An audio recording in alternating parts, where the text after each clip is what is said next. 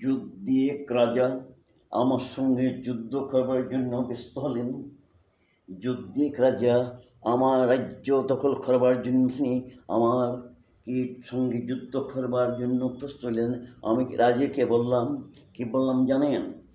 আমি বললাম, তুমি জীবনে যা সঞ্চয় করেছো আমি তো কিঞ্চু সঞ্চয় করি নাই। আমার ঠাকুর চিন্তা আমার সঙ্গে যুদ্ধে এসো।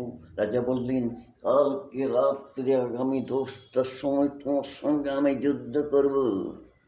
আমি তোমার সঙ্গে যুদ্ধ করব, তুমি আসবে। যদি হিম্মত থাকে তুমি আসো, আমার সঙ্গে যুদ্ধ করো।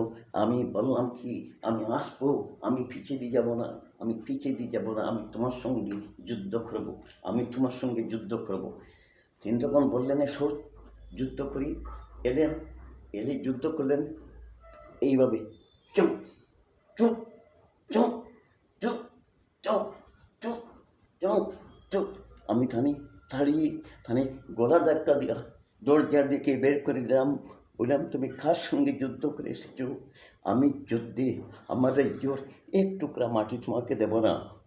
বিনা যুদ্ধে আমার রাজ্যের আমি এক টুকরো মাটি তোমাকে দেবো না, এসো যুদ্ধ করি। তিনি এলেন, যুদ্ধ করলেন। টুস টুস টুস টুস টুস যুদ্ধ করলেন আমার সঙ্গে। আমিও তখন ওহাকে গলা ধাক্কা দিয়ে বের করে দিলাম।